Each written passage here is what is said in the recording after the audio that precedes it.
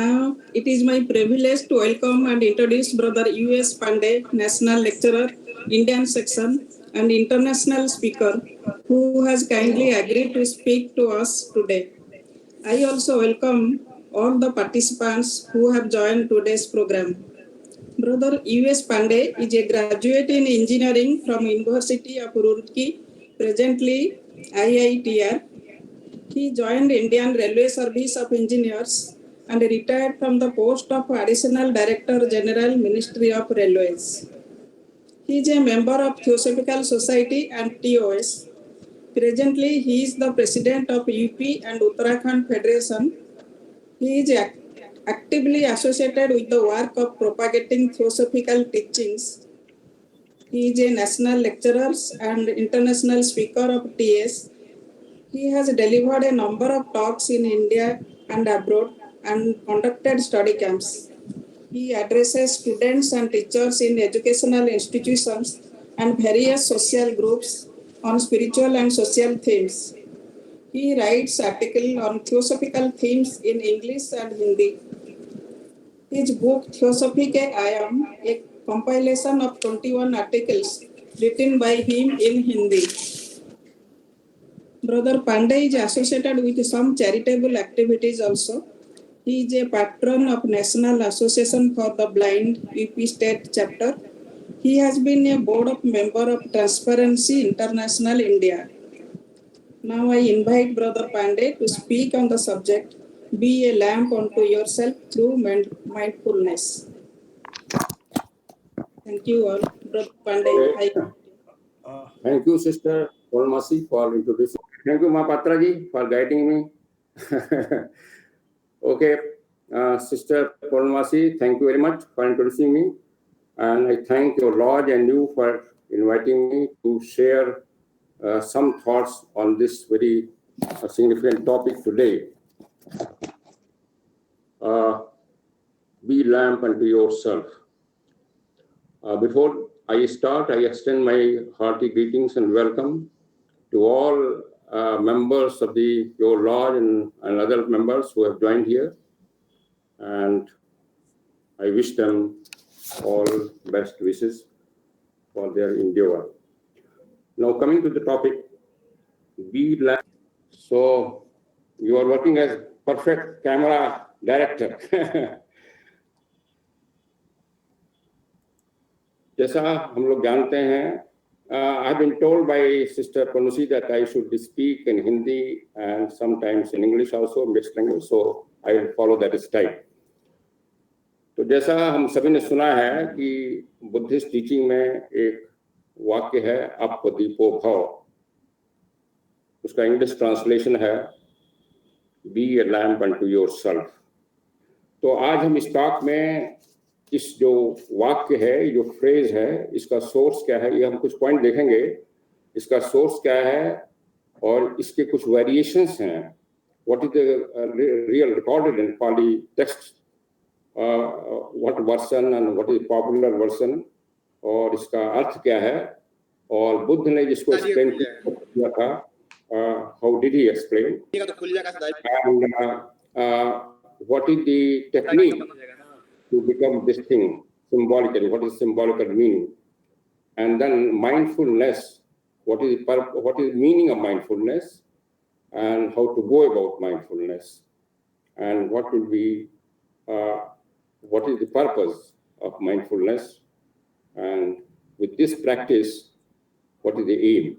So all these points we'll cover briefly, and also if time permits, we'll also cover what are the similar teaching, particularly in other our Indo religions like Jain religion, Hindu religion, some points will also cover. So coming to this sentence, phrase, ये कहा जाता है कि गौतम बुद्ध अपना पार्थिव शरीर छोड़ने के करीब 10 महीने पहले जब कुशीनगर में थे और काफ़ी उनकी तबीयत खराब थी, उनको काफ़ी दर्द हो रहा था, लेकिन अपने विल पावर से उन्होंने अपने को रोके हुए था। लेकिन उनके शिष्यों को लगा शायद अब हमारे ये बुद्ध पार्थिव शरीर जल्दी छोड़ेंगे, तो कुछ लोग उनके पास आए, आनंद भी आए जो उनके मुख्य शिष्य थे, और उन्होंने कहा कि आप अब मुझे लगता है कि आप ये पार्थिव शरीर छोड़ने वाले हैं। हम तो चाहते हैं कि आप और दिन रहें, लेकिन वो आपकी जैसी इच्छा होगी वो होगी। लेकिन हम लोग चाहेंगे कि आप पार्थिव शरीर छोड़ने के पहले अपने कुछ अंतिम शिक्षा के रूप में कुछ हमें वैल्यूबल दे दें, वाक्य बता दें। तो बुद्ध ने पहले कहा, इसके कई वर्षन हैं, बुद्ध ने कहा कि कोई बुद्ध एज ए पर्सनालिटी रहेगा नहीं रहेगा इससे फर्क नहीं पड़ता है। जो बुद्ध की शिक्षा है, जो धम्म है, वही मुख्य है। और वो शिक्षा बुद्ध के पार्थिव शरीर रहने के बाद भी रहती है, और वही उसी को समझ करके उसी को फॉलो करना। और उसी को जितना आप फॉलो करेंगे, जितना समझेंगे, उसी के बेसिस पर जो पर्पस है इस शिक्षा का, वो आप उसको फुलफिल कर पाएंगे, निर्माण तक जा पाएंगे। और फिर उसी में आता है कि ये वाक्य आ गया कि आप दीपो भव, माने स्वयं अपने ऊपर निर्भर करो, किसी बुद्ध के ऊपर निर्भर मत करो। किसी लिविंग बुद्ध या किसी डेड बुद्ध के ऊपर निर्भर मत करो, पर्सनालिटी के ऊपर। जो शिक्षा है उसके ऊपर उसको देखो और उसके अनुसार करो। इसको ऐसे कई दूसरे भी और कई चीज़ें उन्होंने बताए थे। जैसे एक तो उन्होंने कहा था कि जितने कंपाउंड हैं सभी पेरिसेबल हैं, और इस मैनिफेस्ट संसार में सभी चीज़ें कंपाउंड हैं। जितनी लिविंग नॉन लिविंग हम देखते हैं सभी कंपाउंड हैं, सभी पेरिसेबल हैं। कोई इसमें नित्य नहीं है, कोई इटर्नल नहीं है। इससे सबके प्रति आपको अपना लगाव छोड़ना पड़ेगा। तो ये कुछ वाक्य बोल थे। इस टॉक में हम लोग केवल उसको लेंगे, अपदीपो भव को। और फिर उन्होंने उसका जो ट्रांसलेशन आया, उसमें जो famous European writer Rhys Davies हैं, बुद्धिस्ट फिलॉसफी के, उन्होंने इसको लैंप में कन्वर्ट किया, दीपो को। उन्होंने इस तरह ट्रांसलेशन किया, O Ananda, be lamp unto yourself, be a refuge to yourself, betake yourself to an external refuge, hold fast to the truth as a lamp। मैंने आपको किसी बाहरी चीजों के शरण में नहीं जाना है, किसी बाहर किताब को, बाहर गुरु को, केवल अपने अंदर आप उसको समझने की कोशिश करिए। बी लैंप अनटू सेल्फ, अपना मार्गदर्शक खुद बनिए।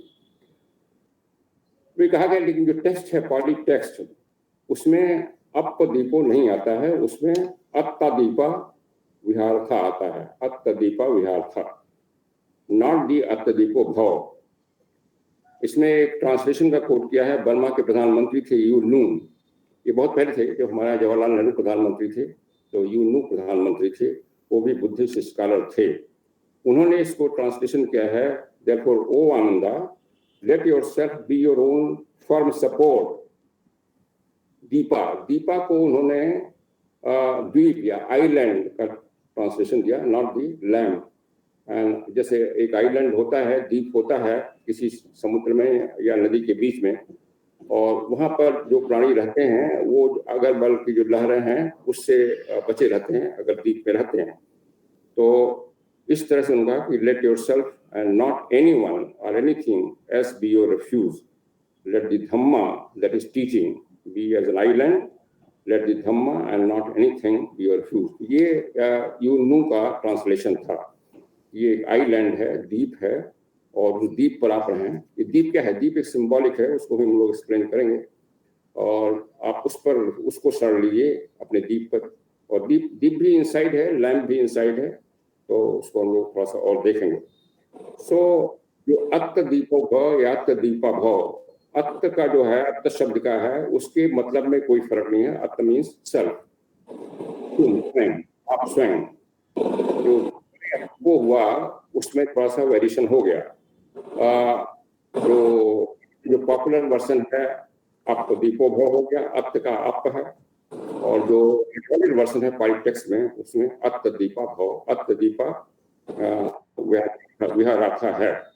ये उनके जो पॉलिटेक्स्ट हैं। तो इस तरह से अगर देखें कि जो आइलैंड अपने आप स्वयं बनो, अपना आइलैंड भी स्वयं बनाओ। और ये जो आइलैंड का जो कंसेप्ट है, ये बहुत जगह आया है। जैसे वाइट साइंस में देखें, हमारा उसमें वायस श्लोका 258 और 268 जो हैं वो भी मैं आपके सामने प्रस्तुत करता हूँ।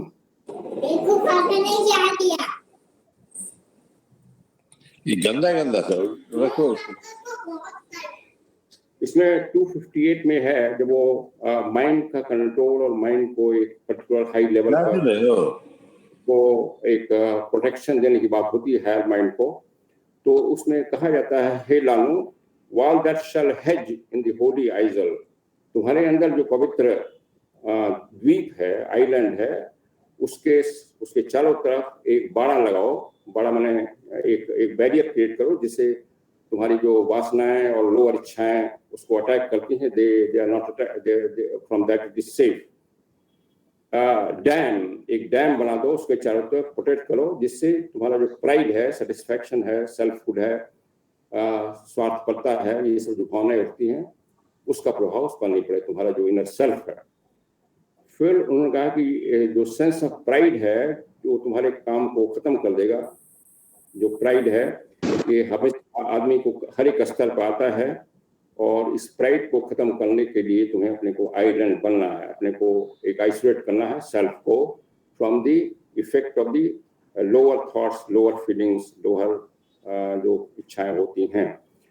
कहते हैं जो फिर उन्होंने कहा कि जो build strong less defiers rush of battling waves that mount and beat its shore from out the great world of Maya of ocean. कहते हैं ये संसार है, जो संसार जो माया का संसार है बाहर, इसकी जो महान वेव्स हैं, तरंगे हैं, ये तुम्हारे मन को विचलित करती हैं और उसको अटैक करती हैं। उस तरंगों के अटैक से बचाने के लिए अपने मन को एक आइलैंड बना लो, एक द्वीप बना लो और उसके चारों तरफ एक बाड़ बना लो अपने हाई जो नोबल थॉट्स हैं। ये जो तुम्हारा जो आइलैंड है, जो द्वीप बनाया आपने, वो एक तरह से फिर उपमा दे रहे, एक तरह से हिरण है और हिरण को बहुत से शिकारी कुत्ते उसको दौड़ा रहे हैं, उसको मारने की कोशिश कर रहे हैं। और ये शिकारी कुत्ते क्या हैं? ये संसार में जो तमाम तरह के आकर्षण है, तमाम तरह के हमको उसमें उलझानपन, उसके जो हम उससे उलझ जाते हैं, they are that and they try to dislodge us from our path. So refuge जो है ज्ञान मार्ग है, ज्ञान मार्ग के लिए अपने को इस आइलैंड, ज्ञान मार्ग में जाने के लिए अपने को इस आइलैंड बनाओ, ये द्वीप बनाओ।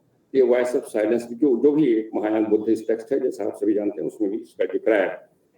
सो इस तरह से अगर देखें तो जो द्वीप है या आइलैंड है, that is the original meaning, लेकिन पॉपुलर वर्जन में इसको द्वीप लैंप आ गया। बट दोनों का जो रियल सब्सटेंस है एक ही होगा, क्योंकि जो द्वीप है, आइलैंड है, उसके मतलब आपको अपने अंदर इतना संकल्प से, विल पावर से अपने को इतना दृढ़ कर देना है कि you are not affected by सांसारिक थॉट, सांसारिक जो चीजें हैं उससे अफेक्ट नहीं हो रहे हैं। और लेकिन वो आपको लगातार ध्यान रखना है। और दूसरा डीप माने लैम्प, दैट मीन्स अंदर आपके इतना प्रकाश हो, ज्ञान हो जाए इतना कि आप इससे प्रभावित नहीं हो। तो सब्सटेंस में दोनों का अर्थ एक ही होगा, बट शाब्दिक अर्थ दोनों का थोड़ा सा फर्क होगा। लेकिन जो कंक्लूजन होगा, जो पर्पज है, दोनों का एक ही होगा, जो एसेंस है। तो जो बुद्ध ने इसको बाद आगे उसको और अपना जारी किया है, जो डायलॉग चल रहे थे, और उन्होंने कहा कि लेकिन जो अत्तदीपा भव, वो कैसे बनोगे, ये भी थोड़ा सा एक्सप्लेन किया उन्होंने, कैसे अत्तदीप बनोगे, अपना दीप कैसे बनोगे। तो उसके बारे में उन्होंने एक्सप्लेन किया, it is only through mindfulness और वेकफुलनेस, केवल माइंड, केवल सजगता द्वारा ही, जागरूकता द्वारा ही इसको बना जा सकता है। अब देखिए, बुद्ध की शिक्षाओं में किसी कर्मकांड, किसी देवी देवता की पूजा वासना की कोई जिक्र नहीं है, और उसमें मेंशन भी नहीं है। केवल मनुष्य को अपने ऊपर विश्वास करके, अपने को अपने हाथों में लेकर के आगे चलने की शिक्षा है। तो इसी में उनका माइंड का रोल बहुत इंपॉर्टेंट है। आपको माइंडफुलनेस और वेकनेस द्वारा, सजगता द्वारा, सावधानी द्वारा स्वयं में ये गुण पैदा करके, विकसित करके आपको इस मार्ग पर चलना। माइंडफुल का सिंपल अर्थ होगा कि आपके बॉडी में जो सेंसेशंस हैं माइंड में, उसको ऑब्जर्व करते हुए माइंड में जो आकर्षण आ रहे हैं, जिससे रोष पैदा हो रहा है, ग्रीफ पैदा हो रहा है, वो सबसे आप फ्री हो जाएंगे। और वेकफुल का मतलब है सभी समय हम माइंड को एक जागृत अवस्था में रखें, जागरूक अवस्था में रखें। और जब हम कोई भी काम कर रहे हैं, चाहे सो रहे हैं, चाहे भोजन कर रहे हैं, चाहे वॉक कर रहे हैं, चाहे किसी को सुन रहे हैं, कुछ चीज पढ़ रहे हैं, हमेशा अपने को जागरूक रखें हमारे मन में क्या चल रहा है, जिसको हम पेरिफेरल कॉन्शियस कहते हैं, उसमें क्या चल रहा है, और उसको इंटीग्रेट करने की कोशिश करें, एक तारतम्यता में लाएं, वेकअप रहें, अवेक रहें, जिसको बुद्ध ने कहा अवेक रहें। और फिर और एक तरह से उसको एक निष्पक्ष रूप से अवेक रहें, उसमें उलझन नहीं, उसमें अपने सेल्फ सेंटर्डनेस ना हो, जिसको कहा गया साक्षी दृष्टि भाव से सब देखते रहें, दैट इज दी वेकफुलनेस। इसको हम लोग थोड़ा डिटेल में देखेंगे। सो इस तरह से उन्होंने कहा कि यही तुम भी समझने की कोशिश करो, यही, और जितने और भिक्षु हैं सबको इसी ढंग से बताओ।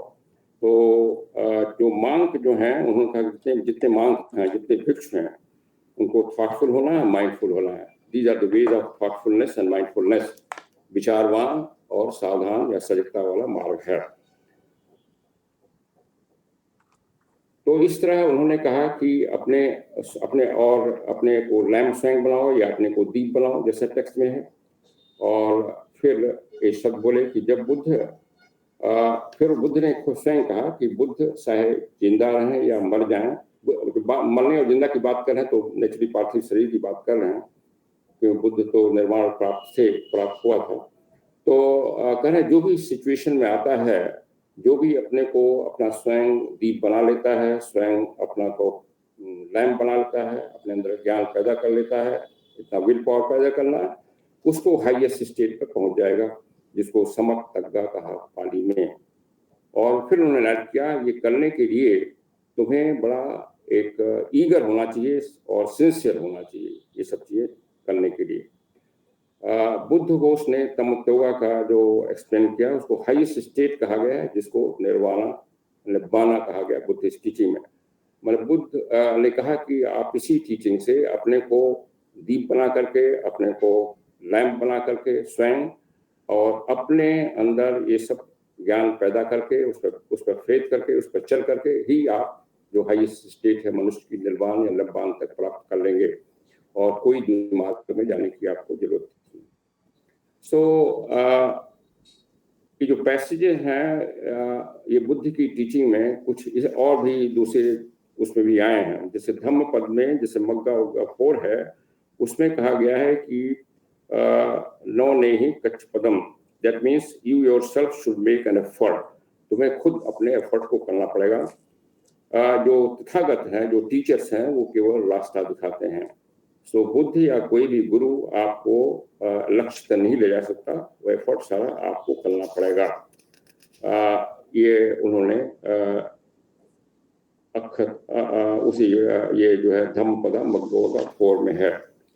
फिर वही इंटरप्रिटेशन दूसरे पैसेज में है, जैसे धम्मपद के अत्तवग्गो 4 जो है, उसमें कहा गया है कि self is the master of self. तो मनुष्य जो है, जिसका इनर जो मैन है, वही स्वयं उसका स्वामी है, और कोई दूसरा स्वामी उसका मास्टर नहीं हो सकता। अत्ता ही अतनो नथो को ही नथो प्रोसित। तो स्वयं ही आप अपने गाइड हैं, स्वयं ही दीप हैं, स्वयं ही लैंप हैं, स्वयं ही अपने मास्टर में दोनों मतलब आएगा, स्वामी भी है और गुरु भी है, शिक्षक भी है। और इसलिए थियोसॉफी टीचिंग करती है कि मनुष्य का कोई दूसरा जीव मनुष्य गुरु हो ही नहीं सकता, मनुष्य स्वयं अपना गुरु हो सकता है, और हो सकता है और होता है। तो अपने को कंट्रोल करके और मनुष्य अपना स्वयं सबसे अच्छा शिक्षक या गुरु बन सकता है। ये बुद्ध की टीचिंग में, एक्सप्लेनेशन में, जो धम्मपद में आया है। इसी तरह एक कहा गया है कि one alone can purify one self और डिफाइड वन सेल्फ। एक जो आदमी व्यक्ति है, स्वयं अपने को शुद्ध कर सकता है, अपने को मलिन कर सकता है। जैसे हमारा one of three great truths है, मनुष्य अपना स्वयं पुरस्कार दाता और अपना दंड दाता है अपने कर्मों से। दूसरे शब्दों में, कोई दूसरा व्यक्ति, कोई दूसरा गुरु या कोई दूसरा और मनुष्य को न तो शुद्ध कर सकता है, न उसको गंदा कर सकता है। इसलिए जब कहते हैं हम कि खराब कंपनी में हम खराब हो जाएंगे, तो अगर स्वयं मनुष्य का दिल और विल पावर अच्छा है, स्ट्रांग है, और अपने को एकदम स्वच्छ कर लिया है, मन को प्योरीफाई कर दिया है, तो उसकी कंपनी से कुछ नहीं फर्क पड़ता। और इसीलिए सभी महान शिक्षक अपने जो ऑलरेडी शिष्य को तो मना करते हैं कि यहाँ मत जाओ, वहाँ मत जाओ, जहाँ पाप कर्म है वहाँ मत जाओ, लेकिन जो हाईएस्ट शिक्षक हैं उनको ये सब रेस्ट्रिक्शन नहीं रखा जाता है, क्योंकि they know that they will be always protected. So ये जो पैसेज हैं पाली बुद्धिस्ट टीचिंग में इस तरह से रखे गए, और फिर कहा गया है कि तुम अपने को पंडित माने वाइज पर्सन स्वयं अपने एफर्ट से बना सकते हो, माने ज्ञान भी स्वयं प्राप्त करना होगा, कोई गुरु दे नहीं सकता। कोई गुरु इसको केवल इशारा कर सकता है, संकेत दे सकता है, आपको कुछ पुस्तकें बता सकता है। ये देखिए ये सभी में आया है। इवन मैडम ब्लॉस्की ने कहा जो सीक्रेट डॉक्ट्रिन की सबसे अच्छी पुस्तक है, सीक्रेट डॉक्ट्रिन आपको खुद पढ़ना पड़ेगा, उसको समझना पड़ेगा, हर एक लाइन की मतलब समझना पड़ेगा, उसके डीपर अर्थ समझना पड़ेगा, तभी आप मतलब कोई इसको आपको पढ़ के बता दे ये नहीं हो पाएगा। इवन जो मैं कह रहा हूँ वो भी केवल शाब्दिक अर्थ से आप नहीं समझ पाएंगे। तो जब इस तरह से सभी हमारी मल डिस्कार्ड हो जाती है, मल माने जो हमारे तमाम तरह के प्रेजुडिसेस हैं, तमाम तरह के जो संस्कार पड़े हुए हैं मन में, जब वो सब हट जाते हैं, जब मनुष्य सिनलेस हो जाता है, तब वो मनुष्य ऊपर के माल के लिए अधिकारी हो जाता है। महापरिनिर्वाण सूत्र में भी कहा गया है, अगर तुम अपने लैंप से बना करके अपने को बुद्धिमान बनाते हो, सो तुम पुनर्जन्म से मुक्त मिल जाएगा। और वही धम्म पद में भी इसी को रिपीट किया गया। तो ये बड़ा महत्वपूर्ण है कि स्वयं के प्रयास पर ही जोर दिया गया है, स्वयं के प्रयास पर जोर दिया है, स्वयं के ज्ञान पर जोर दिया गया है, और कोई दूसरा हमको किसी तरह की सहायता दे करके उस लक्ष्य तक नहीं पहुंचा सकता जो मानव जीवन का लक्ष्य है, चाहे निर्वाण हो या परफेक्ट, जैसे हम शास्त्र कहते हैं परफेक्ट मनुष्य में अलेप बनने के लिए। जो मॉडर्न इंटरप्रेटेड हैं जो बुद्धिस्ट कंट्रीज में, थाईलैंड में, श्रीलंका में, बर्मा में, उन्होंने कहा है, इसको थोड़ा सा दूसरी तरह से एक्सप्लेन किया है बुद्ध की टीचिंग को। उन्होंने कहा कि जो अपनी भाषा में लिखा है इत्थिपासिका, उसका मतलब है come and see for yourself. आप इस मार्ग पर आइए लेकिन स्वयं इसको समझने की कोशिश करिए। स्वयं सी माने नॉट ओनली आंख से देखना, पर माइंड से देखना, डीपर माइंड से देखना, इसको समझने की कोशिश करिए। और इसीलिए सबकी समझ, हालांकि टेक्स्ट में एक ही चीज लिखी रहती है, लेकिन सबकी समझ इसमें अलग अलग होती है। केवल स्वयं आप कह सकते हैं कि आप कितना समझ पाए हैं। तो टाइम और अगेन बार बार बुद्ध ने यही कहा कि इसलिए विश्वास मत करो कि मैंने बोला है कोई चीज या मैंने सिखाया है या किसी स्क्रिप्चर में किसी ने लिख दिया है, किसी पवित्र स्क्रिप्चर में, या किसी और व्यक्ति ने किसी प्रवचन में बताया है, उस सबसे बच जाओ। स्वयं अपने आप देखो और practice mindfulness and thoughtfulness. Practice करो अभ्यास का माइंडफुलनेस एंड थॉटफुलनेस, विचारशील होना हर एक क्षण और जागृत होना हर एक क्षण। और फिर ये अभ्यास करो, फिर देखो क्या होता है, तुम्हारे अंदर क्या परिवर्तन होता है, तुम स्वयं समझ जाओगे। कोई दूसरा तुम्हारे परिवर्तन को नहीं बता पाएगा। संग्रह सूत्र जो है, जैसे आप कहें बुद्ध के टेक्स्ट में कई सूत्र हैं, तो संग्रह सूत्र जो है वो रिलीजियस टीचर को, जो रिलीजियस टीचर्स हैं, जो रिलीजियस शिक्षा देने वाले गुरु होते हैं, उनको 3 श्रेणियों में बांटा है। एक श्रेणी के वो हैं जो कहते हैं कि ये सत्य है, तुम इसको ले लो और इसको फॉलो करो अक्षरशः, उसको अक्षरशः तुम रिपीट करो, मंत्र दे दिया है, कुछ दे दिया है, उसको करो, तुम्हारा कल्याण हो जाएगा। और दूसरे जो थोड़ा रैशनल मतलब फिजिशियंस हैं, जो थोड़ा सा युक्त संगत हैं, तर्क संगत हैं, वो कहते हैं कि हमने डेमोन्स्ट्रेट कर दिया है ज्ञान को, गॉड को और निर्वाण को, मोक्ष को, देयरफॉर हमें बिलीव करो, माने हमने उसको अनुभव किया है, इसलिए हम जो कहते हैं उसको बिलीव करो। और तीसरे जो हैं वो कहते हैं हमें पर्सनल नॉलेज है इन लोगों की, और तुम्हें भी पर्सनल नॉलेज हो सकती है अगर तुम इस मेथड को फॉलो करो।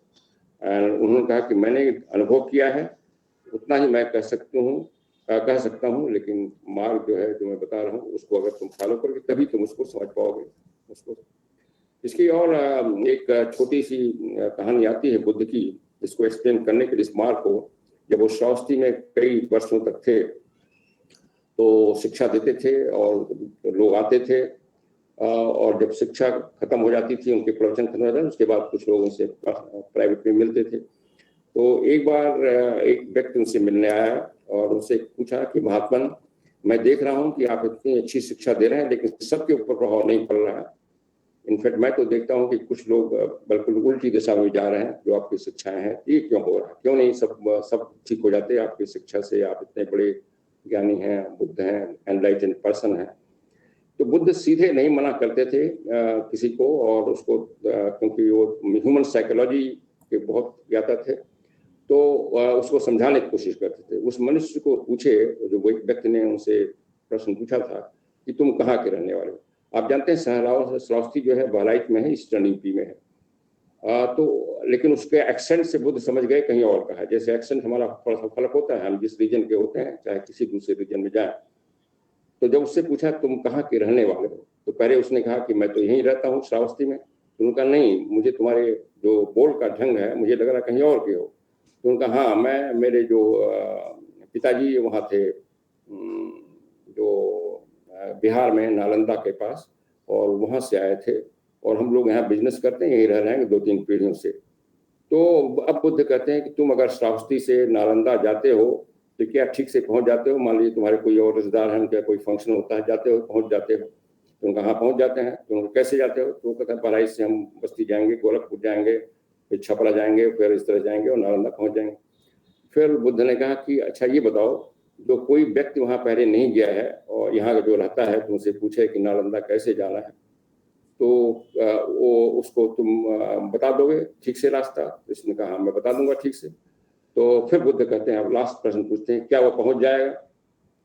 तो अब ये आदमी रुकता है, कहता है ये तो मैं नहीं कह सकता। अगर वो रास्ता जो मैंने बताया है फॉलो करेगा पहुंचेगा, नहीं तो संशय। तो बुद्ध ने कहा बस वही मैं कर रहा हूँ, मैं केवल रास्ता बता रहा हूँ। अगर आदमी उस रास्ते पर चलता है तभी पहुंचेगा लक्ष्य तक, नहीं तो नहीं पहुंच सकता। जो फिजिकल लाइफ में है वही स्पिरिचुअल लाइफ में। तो बड़े बड़े सरल उन्होंने कहानी से इसको समझा दी। तो बुद्ध ने जो उनका 8 आयामी मार्ग है, पाथ है, उसमें उन्होंने कहा कि यही बेस्ट पाथ है। जब उनसे पूछा गया कि और जितने टीचर हैं इस संसार में, क्या वो सही बात कर रहे हैं, तो कह रहे हैं अगर उनकी शिक्षाओं में ये शिक्षा है 4 नोबल ट्रुथ, 8 टेबल ट्रुथ, भले ही डिफरेंट ढंग से कहा गया है, अगर वो है तो सही है, अदरवाइज गलत है। सो इस तरह से ये चीज़ें कहेंगे। अब हम थोड़ा सा देखें इसका जो माइंडफुलनेस के बारे में चर्चा करें।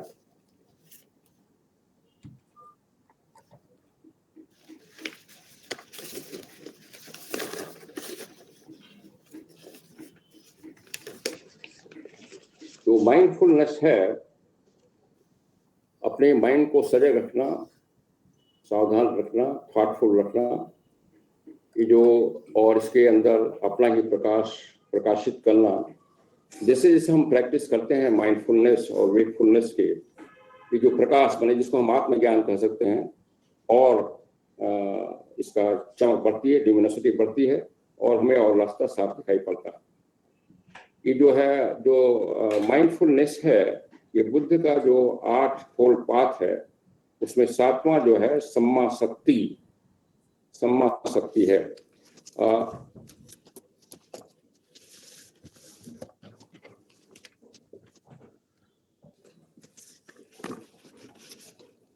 सम्मा शक्ति का मत है, अर्थ है wakefulness, awareness.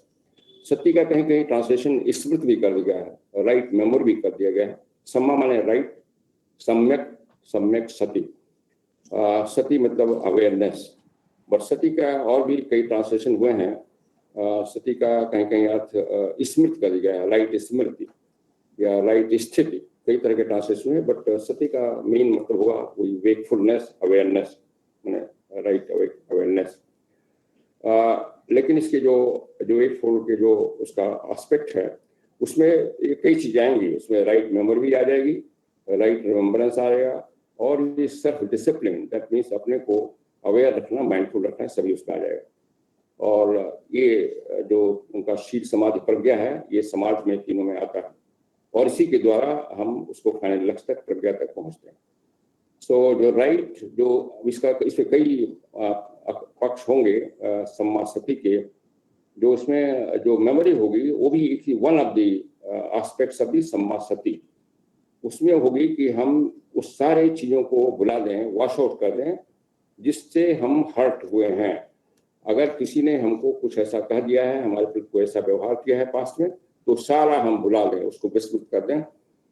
That is also a right memory. तो राइट मेमोरी दोनों आएंगी, negative and positive. We have to eliminate all those things which have hurt us, otherwise वो हमारे माइंड को विचलित करती रहेंगी। जो राइट रिमेम्बरेंस है उसमें कई चीजें आएंगी। हमें याद रखना पड़ेगा कुछ चीजें महत्वपूर्ण, जैसे हमने कोई गलती किया है, उससे क्या सीखा है, उसको थोड़ा सा याद रखना पड़ेगा, अदरवाइज फिर हम वो गलती कर बैठते हैं। हम अपने माइंड में उस टेंडेंसीज को वॉच रखें कि जो टेंडेंसी ने गलती कराई थी वो कहीं फिर तो उड़ रही हैं। इसको ब्लॉट्सकी अपनी शिक्षा में कहती है, जो वीड है ये इतनी आसानी से नहीं जाता जब तक जड़ से नहीं खुल जाता, और इसीलिए अवेकनेस है। अगर कोई हमने टेंडेंसी है जिससे हमने कोई गलती कर दी है, तो भले ही इस समय लग रहा है वो खत्म हो गई है, लेकिन फ्यूचर में फिर वो सटल रूप में आ सकती है, और इसीलिए वॉचफुल रहना उस मेमोरी के प्रति। अगर हम किसी के साथ अपॉइंटमेंट किए हैं तो वो भी हमें याद रखना पड़ेगा। जैसे आज 4 बजे मीटिंग थी, जो अपॉइंटमेंट था हमारा, तो नेचुरली हमें अगर याद नहीं रहेगा then I can not fulfil my duty responsibility. और फिर हमें जिस चीज को याद रखना पड़ेगा, जिसकी हमें हेल्प करनी है। अगर कोई सिचुएशन मेरे पास आई है, कोई ऐसा व्यक्ति आया है, पहले आ चुका है, जिसकी मुझे अभी हेल्प करनी है, अभी हम नहीं कर पाए, तो भी मुझे याद रखना पड़ेगा। That is also part of सम्मासति।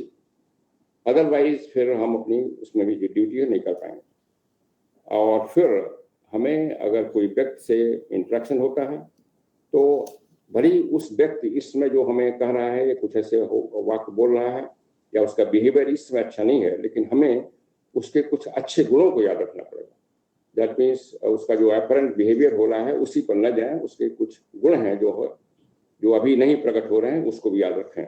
और इसीलिए इस तरह याद रखने से उस व्यक्ति के प्रति हमारी जो दुर्भावना बनने की टेंडेंसी है वो रुक जाएगी, और हम उस एक गलत काम से बच जाएंगे।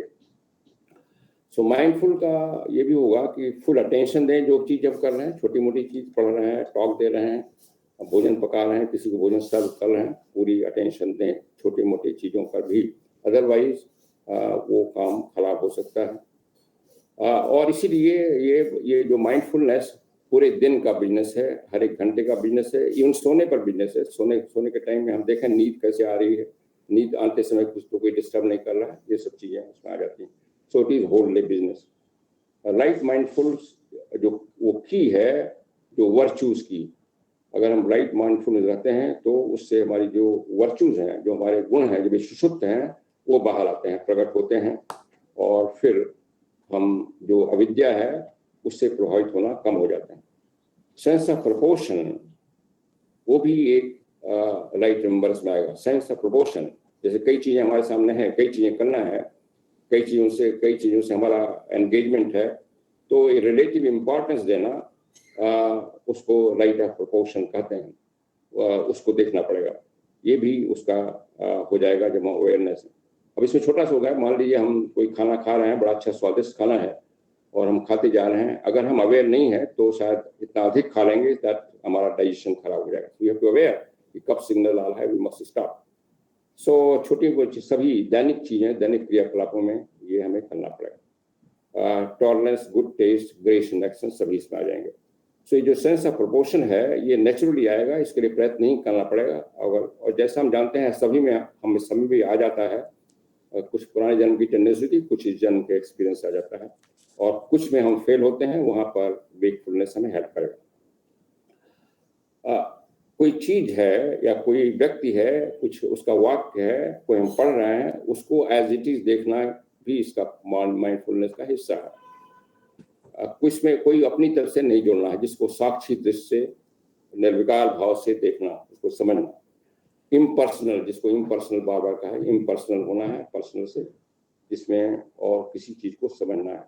ऐसी जो कंडीशन है उस मिरर की तरह है, जिसमें मिरर में, दर्पण में जो बाहर की चीज है साफ साफ प्रतिबिंबित होती है, अगर हमारे मन में कुछ और पहले की विचार हैं, प्रेजुडिसेस हैं, उसमें दुर्भावनाएं हैं, तो जो चीज हम देख रहे हैं, जो चीज समझने की कोशिश कर रहे हैं, उसका जो रूप है वो विकृत हो जाएगा और सही चीज हम नहीं समझ पाएंगे। इसलिए माइंड को फ्री रखना है। तो श्री कृष्णमूर्ति ओपन माइंड की बात करते हैं, संस्कार मुक्त माइंड की बात करते हैं। जो बुद्धिस्ट मांग जो इस साधना में जाता है उसको ये लोग बेयर अटेंशन कहते हैं, शुद्ध ध्यान कहते हैं, शुद्ध ध्यान, bare attention. That is bare attention क्या है? जस्ट ऑब्जर्विंग विदाउट कलरिंग और इंटरप्रिटेशन। उसका कोई इंटरप्रेट नहीं करें, कोई कलर मत दें, और अपनी कोई याददाश्त है उससे उसको ना कलर दें। जैसे कोई व्यक्ति हमारे सामने आया जो इस समय कह रहा है उसको हम देखें, न कि उसका पिछले कोई व्यवहार था उसके प्रति हमारे मन में कुछ है तो उससे कलर मत कर दें, उसको कोई पक्षपात न करें। तो पाली में जो टेक्स्ट है, पाली साहित्य में, वो बेयर अटेंशन पर बहुत जोर देता है अपने एक्टिविटीज में, फिजिकल और दूसरे लेवल पर। ये लोग ब्रीदिंग पर, अपने सांस पर ध्यान देने से शुरू करते हैं। जैसे जो विपासना हम लोगों से क्यों जानते हैं, आनापान से शुरू करते हैं, इन ब्रीदिंग आउट ब्रीदिंग, और ठीक चल रही है, धीरे चल रही है, तेज चल रही है, टाइम कितना ले रहे हैं, बाएं नाक से दाएं नाक से, केवल ऑब्जर्व होता है as a just impersonal observation, और उसको रेगुलेट नहीं किया था जैसे प्राणायाम में, केवल ऑब्जर्व होता है। और फिर हम बॉडी के पोस्चर पर जाते हैं, जब जिस पर्टिकुलर पोस्चर में है उसमें क्या हमारे सेंसेशंस हो रहे हैं, ये सभी विपासना जो 10 डेज प्रोग्राम उसमें किया जाता है।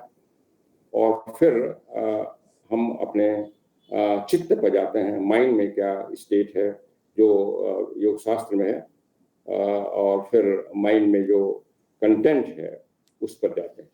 तो ये इसको 4 तरह की विपासना के लेवल कहा गया है बुद्धिस्ट सत्यप्रधान सूत्र में। काया विपासना, वेदना विपासना, चित्तोपासना, धम्मोपासना। काया और वेदना तो मोस्टली लोग जानते हैं जिन्होंने 10 दिन का प्रोग्राम कर लिया है, और ये चित्त और धम्मोपासना का प्रैक्टिस इसमें नहीं कराते हैं, लेकिन उसमें है महासत्यप्रधान सूत्र में। चित्तोपासना में चित्त की स्टेट क्या है, माइंड की स्टेट क्या है, जो माइंड में लोअर माइंड है, जैसे मंकी माइंड कहते हैं, वो इधर उधर विचलित कर रहा है, कि एक स्टडी माइंड है जिसको चित्तवृत्त निरोध कहा गया, उस स्टेज में लाना है, उसको अवेयर होकर के, उसको देख करके चित्त। और फिर धम्मोपासना, धम्म मीन्स उसमें क्या धारण किया हुआ है, माइंड का कंटेंट क्या है, उसमें क्या विचार उठ रहे हैं, उसमें क्या भावनाएं उठ रही हैं, उसके प्रति सजग हो जाना, उसके प्रति निर्विकार भाव से देखना, तो वो विचार अपने आप भूलने लगते हैं। तो ये दूसरी 2 हायर लेवल की उपासना है, चित्तोपासना, धम्मोपासना, उसी का इसमें जिक्र किया है कि बुद्धिस्ट मांग इसको रेगुलर प्रैक्टिस करते हैं। और ये हमारा जो मेडिटेशन प्रैक्टिस है, जो अवेयरनेस की और माइंडफुलनेस की, नेचुरली ये वही चीज है। So mindfulness constantly exercise is design to achieve that separation. तो ये जो माइंडफुलनेस है ये हमें अनुभव कर देता है कि हम बॉडी नहीं है, सेंसेशंस नहीं है, माइंड नहीं है, जो एक आध्यात्मिक जर्नी में हमको अनुभव करना है। वैसे अनुभव नहीं हो पाएगा, लेकिन ये मेडिटेशन हमको रियलाइज कर देता है कि we are not the body, we are not the sensations, we are not the mind, we are not the feeling. So इस तरह से वो आदमी फ्री हो जाता है, क्योंकि सारे जो अटैचमेंट हैं, सारे जो आकर्षण हैं, विकर्षण हैं, वो माइंड, वो फिजिकल बॉडी और जो भावना और मनस शरीर के से हैं, उसी से हैं। और जब हम उससे फ्री हो जाते हैं तो हम उससे राग द्वेष से मुक्त होना शुरू हो जाता है, जो इस पथ पर चलने की जरूरत होता है। जय कृष्णमूर्ति ने इसीलिए बहुत ही इसको अवेयरनेस विदाउट चॉइस कहा गया, we aware without choice. That means उसमें हम ये नहीं देखेंगे हमें हो रहा है, क्या खराब सेंस है, उसमें नहीं उलझेंगे। मन में अच्छे विचार आ रहे हैं, खराब विचार आ रहे हैं, अच्छी भावनाएं उठ रही हैं, खराब भावनाएं उठ रही हैं, उससे नहीं उलझेंगे, केवल एक दृष्टा भाव से देखेंगे, विदाउट चॉइस। इसको कृष्णमूर्ति कहा अवेयर विदाउट चॉइस। जैसे उन्होंने अक्सर कहा कि जो एक अगर पेड़ है तो क्या आप उसको पेड़ को उस तरह देख सकते हैं जैसे कभी नहीं देखा था पहले।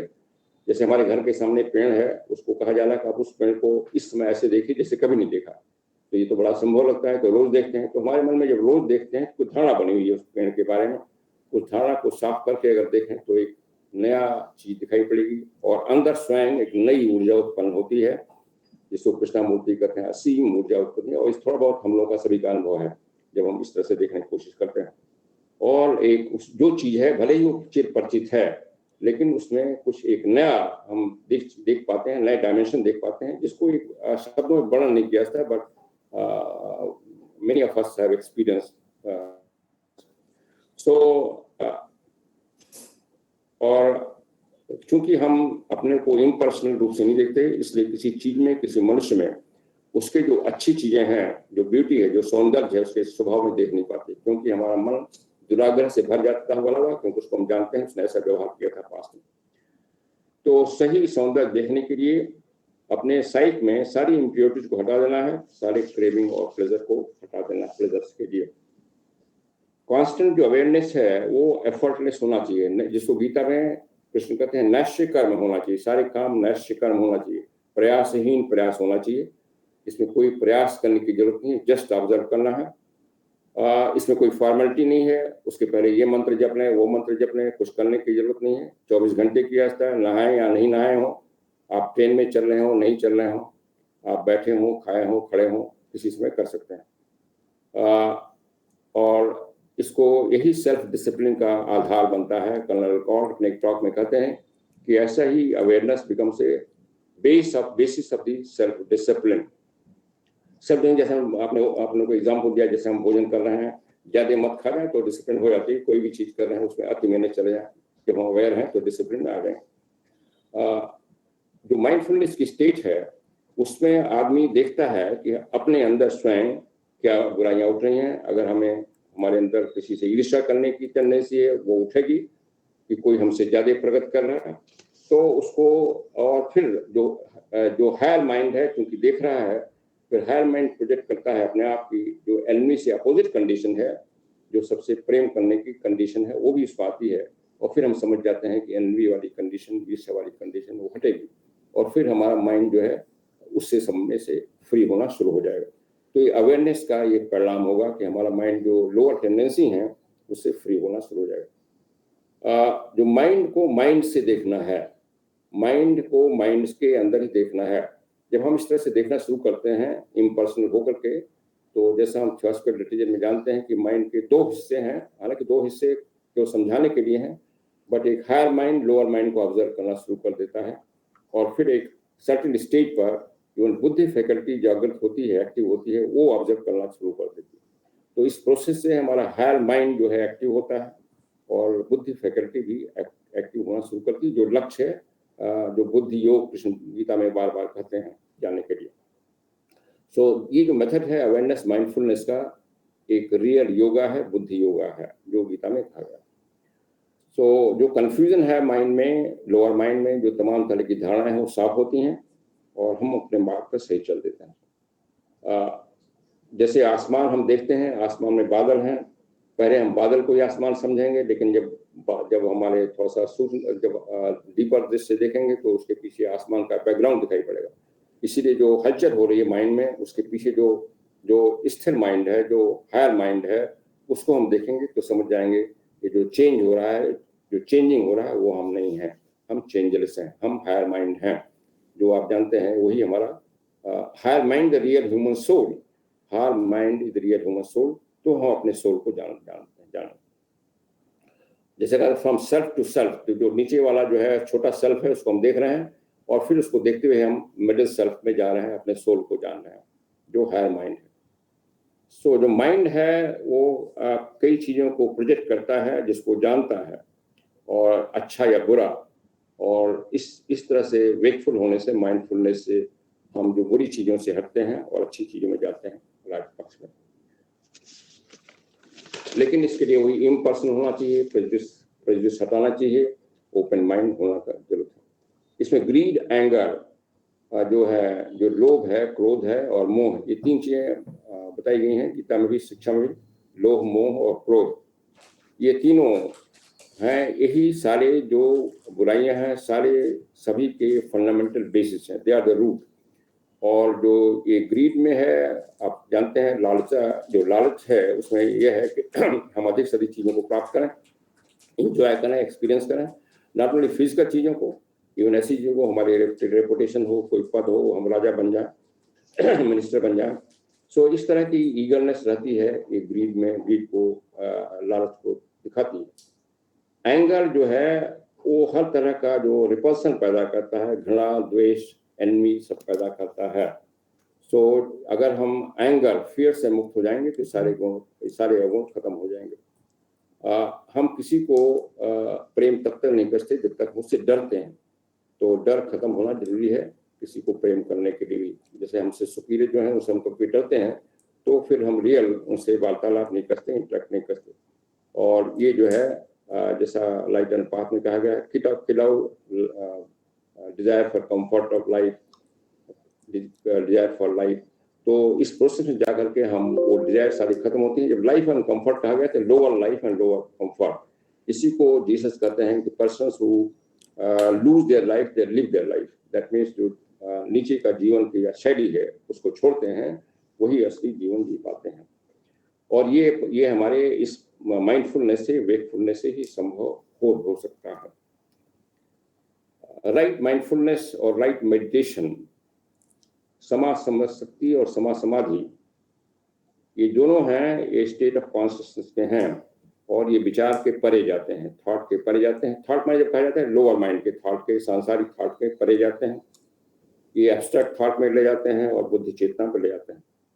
और इसी को नेगेटिव माइंड का स्टेट भी कहा गया है, क्योंकि हमारा माइंड जब लोअर तमाम तरह की प्रेजुडिसेस, टेंडेंसी से फ्री हो जाता है तो हमारा माइंड फ्री हो जाता है जो नए विचार हैं उसको ग्रहण करने के लिए। जब तक हमारा माइंड फ्री नहीं है तब तक उन विचारों को हम ग्रहण नहीं कर पाते, समझ नहीं पाते और फिर हमें उससे लाभ नहीं ले पाता। और इसलिए इस स्टेट को एक तरह से कहा गया है कि ये काम actionless state, no action, इसमें कोई एक्शन नहीं हो रहा, केवल हम एक देख रहे हैं, ऑब्जर्व कर रहे हैं। और इन एक्शन जैसे गीता में आता है, एक्शन, अकर्म में कर्म, कर्म में कर्म स्टेट में आते हैं। और फिर हम जो ऑब्स्ट्रक्शंस हैं वो हमारे माइंड से क्लियर होते थे।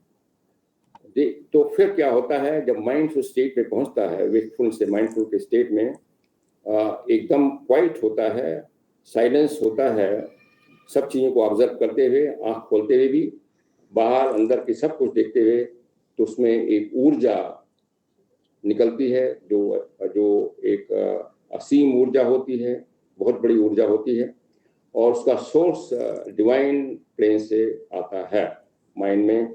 इसी को हमारे जो लीजेंड है, पौराणिक लीजेंड है, इसी प्रोसेस को इस सांकेतिक कथा से बताया गया है कि गंगा जी स्वर्ग से उतरती हैं और भगवान शिव के सिर में उतरती हैं। शिव क्या है? शिव स्टेट है कॉन्शियसनेस की, जिसमें सारी इम्प्योरिटी खत्म हो गई है, लोअर माइंड की प्योर स्टेट कॉन्शियसनेस पहुंच गए हैं, हाईएस्ट स्टेट में है शिव। और फिर जो हाईएस्ट डिवाइन एनर्जी है उनके फ्लो कर रही है और फिर उनके द्वारा संसार में फ्लो करेगी। तो जो मनुष्य जैसे जैसे स्टेट में जाता है, जो डिवाइन एनर्जी है, दैट मीन्स प्योर ज्ञान है, शुद्ध ज्ञान है, उसमें प्रवेश करना आता है, अपने आप आता है बिना किसी और गुरु की सहायता के। और फिर उस ज्ञान का जो हिस्सा वो समझता है, दूसरों को बांटता है, जैसे बुद्ध एनलाइटन होते हैं, उस स्टेट में हम आ जाते हैं। तो बुद्ध से हम उपमा करें या शिव से करें, ये उसमें रूपक है। तो ऐसा जो स्टडी है, फिर हम जो स्टडी करते हैं, जो चीज़ अध्ययन करते हैं, जैसे सीक्रेट डॉक्ट्रिन का जिक्र किया, उसका हम फिर मतलब समझने लगते हैं, उसके पीछे क्या कहा जा रहा है, सेंटेंस के पीछे, शब्द के पीछे। केवल हम शब्द और उसमें सेंटेंसेस से नहीं जाते हैं, डीपर मीनिंग समझते हैं और जीवन का गहरा अर्थ भी समझने लगते हैं। हमारे रिलेशंस में क्या है उसका अर्थ समझते हैं, संबंधों में रियल संबंध, रियल जो सुधार आने लगता है। तो ये जो बेसिक ट्रुथ है, जो जीवन का एकत्व है और चेतना का एकत्व है, इस प्रोसेस से हम उसमें पहुंचते हैं, इस माइंडफुलनेस से, वेकफुलनेस से। ये जो माइंड है ये कई तरह से कंडीशन हो जाता है, इसमें संस्कार ग्रस्त हो जाता है और ये इस प्रोसेस से फ्री होता है, अवेयरनेस और माइंडफुल के प्रोसेस से, थॉटफुलनेस से, विचारशीलता से और जागृत अवस्था से। उसमें पहले माइंड में एक ऑटोमेशन की टेंडेंसी होती है, हम किसी चीज पर रिएक्ट करते हैं, अब माइंड रिएक्ट करना बंद कर देता है, अब चीज को एक सही ढंग से वो रिस्पांस देता है, instead of reaction it responds. और बुद्ध ने कहा था कि जो मनुष्य माइंडफुल है वही जिंदा है, जो मनुष्य माइंडफुल नहीं है वो मृत मनुष्य के समान है। दैट मीन्स मृत मनुष्य कोई एक्शन नहीं करता, कोई प्रगति नहीं करता, वो मृत मनुष्य है। तो माइंडफुलनेस पे बहुत दो। और इसीलिए बुद्ध ने कहा कि अत्तदीपा भव अत्तदीपो भव।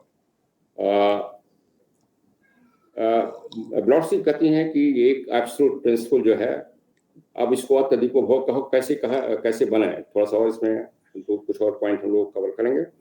ब्लॉट्सी कहती हैं कि एक एब्सोल्यूट प्रिंसिपल जो परा ब्रह्म है, वही हमारे सब में है और वही हमारी सबकी जो है इनर वॉइस के रूप में हमें प्रकट हो रहा है, मैनिफेस्ट हो रहा है। इनर वॉइस हमारी जो अंतरात्मा की आवाज है, जो इसको कॉन्शियस कहते हैं, वो उसके रूप में परब्रह्म स्वयं प्रकट हो रहा है।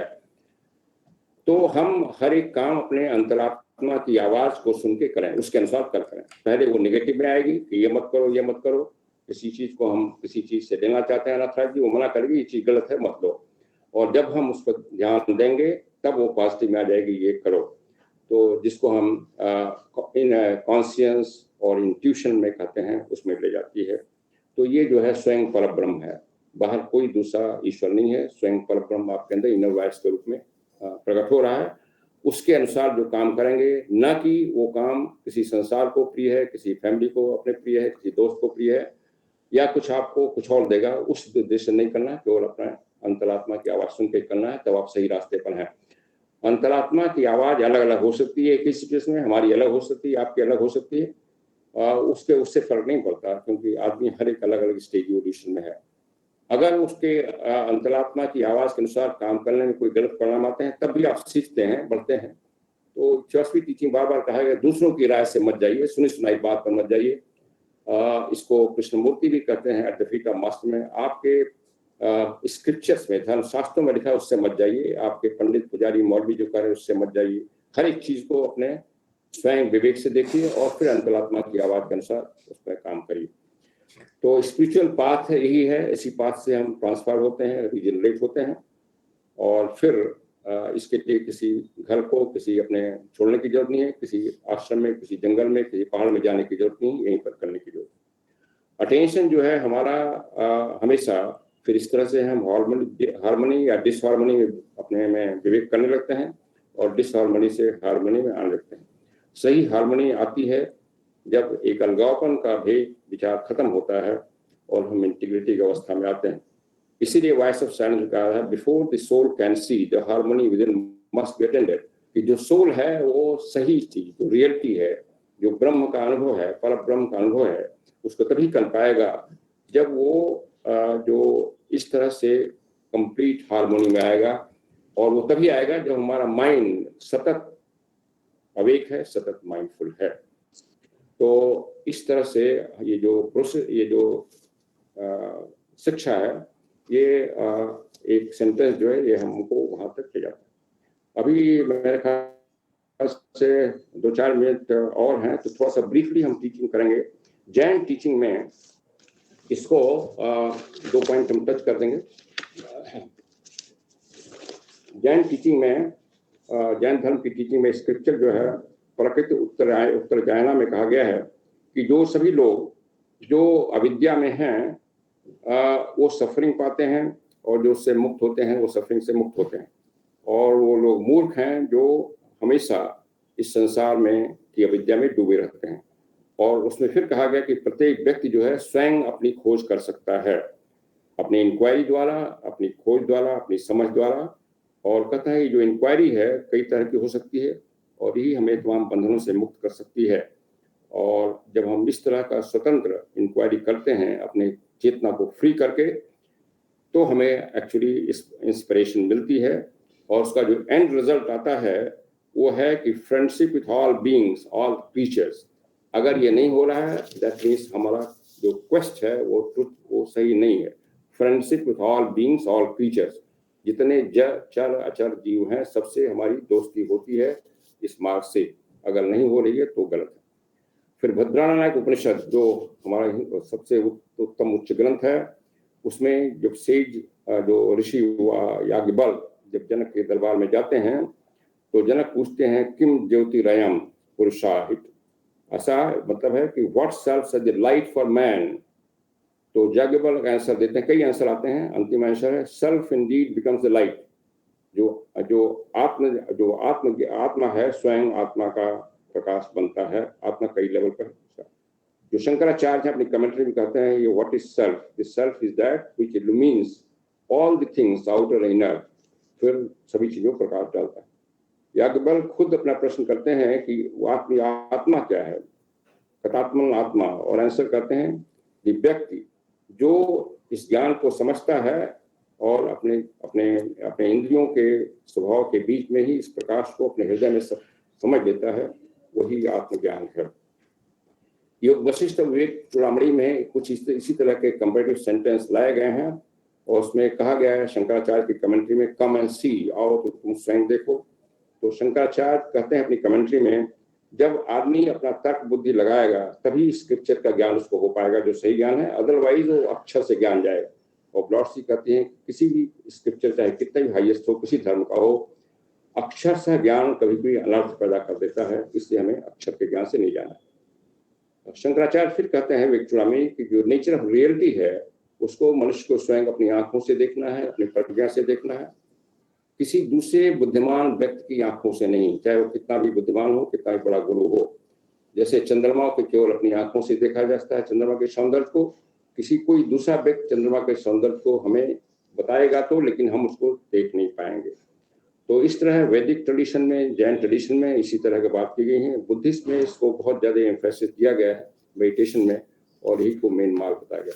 इन शब्दों के साथ मैं इसको समाप्त करता हूँ और I hope I have been able to share with you the thoughts on this topic. और इसके बाद अगर किसी कोई कमेंट हो, he she welcome. Thank you. Thank you, brother. Thank you, brother, for your enlightening speech. Anybody who wants to add or comment anything?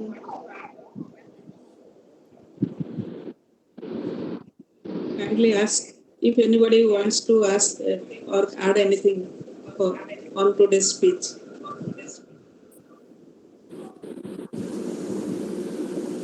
Please unmute, Dr. Kamal. Please unmute yourself.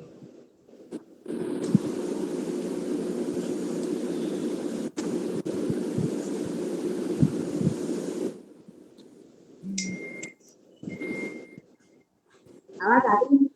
हाँ, अच्छा आ रही है। नमस्कार पांडे साहब, आपसे बहुत दिन बाद वेरी हैप्पी टू सी हो रहा है और अच्छा लगा मुझे। आपने मतलब आज ही मुझे मालूम पड़ा, और मुझे ये मालूम पड़ा था कि 5 बजे है, तो एक्चुअली मैं 5-10 मिनट लेट जुड़ी। पर मुझे जैसे ही मतलब मैंने कहा कि पता नहीं क्या मेरे को लगा, मैंने कहा नहीं एक बार वापस देखो कि कितनी बजे है। तो उन लोगों ने मतलब देख के फिर मुझे बताया कि नहीं अरे तो गलत हो गया, हमने गलत बता दिया, 4 बजे है। तो फिर मैंने कहा कि नहीं मेरे को एकदम जोर दो, मैं सुनना जरूर चाहूंगी। और मुझे अच्छा लगा कि बी अटेंटिव एंड मतलब करना तो सेल्फ को ही पढ़ना पड़ेगा, जो कुछ भी मेहनत करनी पड़ेगी हमको खुद को ही करनी पड़ेगी। और सबसे बड़ी बात यह है कि हम प्योरीफाई कर लें अपने आप को, साथ चाहे भले अपना सूक्ष्म शरीर करें, स्थूल शरीर करें, और सारा मतलब छाया शरीर को करें और एस्ट्रल शरीर को करें, और आगे हमारी मतलब अंतर चतुष्टय को करें और साधना चतुष्टय को प्योरीफाई कर लें, और सारी चीजों को सदुपयोग करना सीख जाएं। जो आदमी सब चीजों को सदुपयोग, चाहे गुस्सा भी हो, मतलब विकार भी जो हैं उनका भी अगर हमको सदुपयोग करना आ जाए तो मतलब हम इस आध्यात्मिक पाठ पर मतलब आराम से पहुंच सकते हैं। आपने शंकराचार्य जी को भी ले लिया, सबको गीता को भी लिया, उपनिषद को भी लिया, तो अच्छा आप तो बहुत ज्ञानी है, मैं तो आपके सामने क्या कह सकती हूँ, परंतु मुझे अच्छा लगा। तो बहुत अच्छा, आपका बहुत बहुत धन्यवाद, और आपको सुनने की इच्छा रहती है।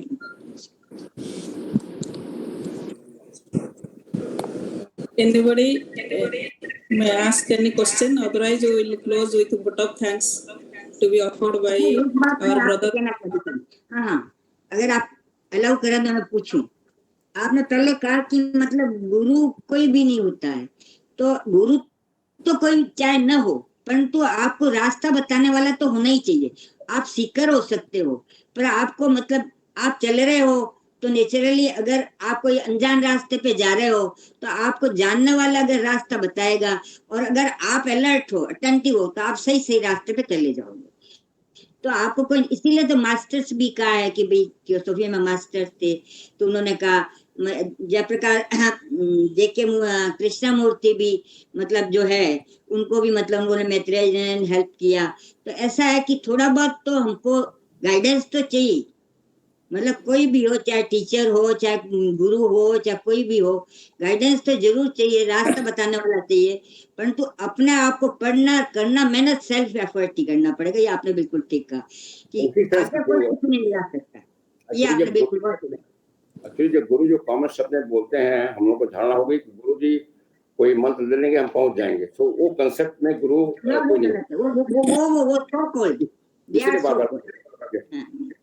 इसीलिए बुद्ध भी कहते हैं हम किसी गुरु नहीं, कृष्णमूर्ति कहते हैं हम किसी गुरु नहीं करते हैं, बट गाइड हाँ, बुद्ध भी करते हैं।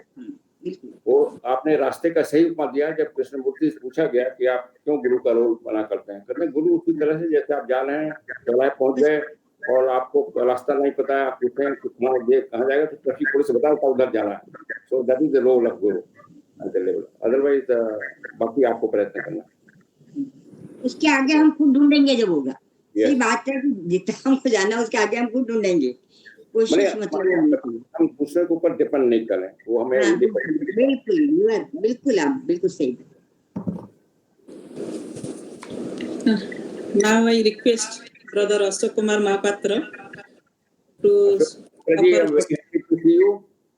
Long back we saw in Bhuwali, we met. Yes. Thank you. Actually, to some extent, Dr. Kamal has already given the thanks. But actually, I have no language to thank Brother Pan. Such a vast subject that he could cover. It is almost impossible to cover such a vast subject within a span of 1 hour. But he did it with a lot of success and enlightened us. It was a delightful 1 hour we spent today, this evening, where Buddha's teachings during the last part of his physical life, he explained to us clearly in simple language. It was obviously enlightening.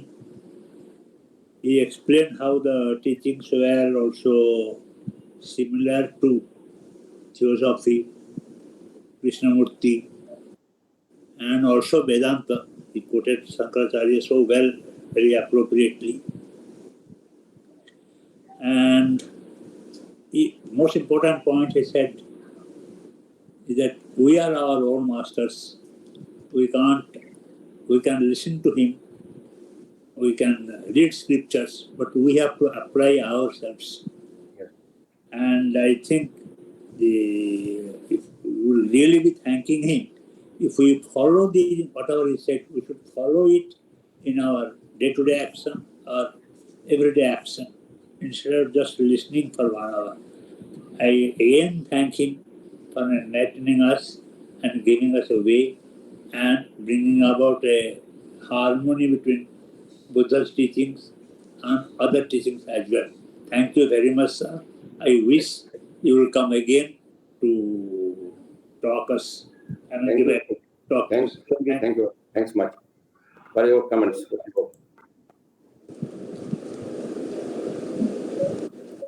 Thank you, brother. Now,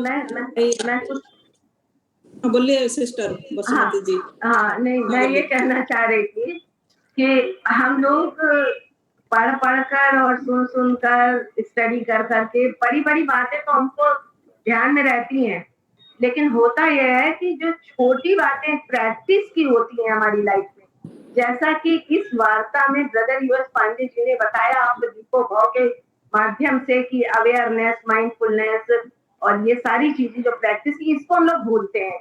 तो मुझे लगता है कि उस दिशा में ये बार जब हमको हैमर किया जाता है, बार हम सुनते हैं, तो शायद दैनिक जीवन में कुछ समय के लिए हम जागरूक बन नहीं पाते। तो उस दिशा से ये, उस डायरेक्शन से, उस पॉइंट ऑफ व्यू से ये वार्ता बड़ी दुर्लभ और बड़ी अमूल्य रही है हम सबके लिए, और आयोजकों को इसको ऑर्गेनाइज करने के लिए बहुत धन्यवाद। ब्रदर यूएस पांडे को धन्यवाद, जिन्होंने इतनी अच्छी वार्ता एक छोटे से अपदीपो भाव पर प्रस्तुत की। Thank you very much. Thank you, sister, for your beautiful talk.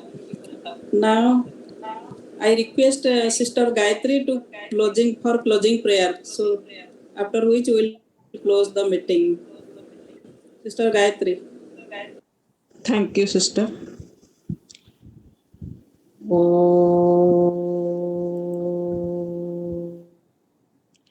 असतो मा सद्गमय तमसो मा ज्योतिर्गमय मृत्युर्मा अमृतंगमय सर्वे भवन्तु सुखिनः सर्वे सन्तु निरामया सर्वे भद्राणि पश्यन्तु मा कश्चित् दुःख भवेत् ओम शांति शांति शांति।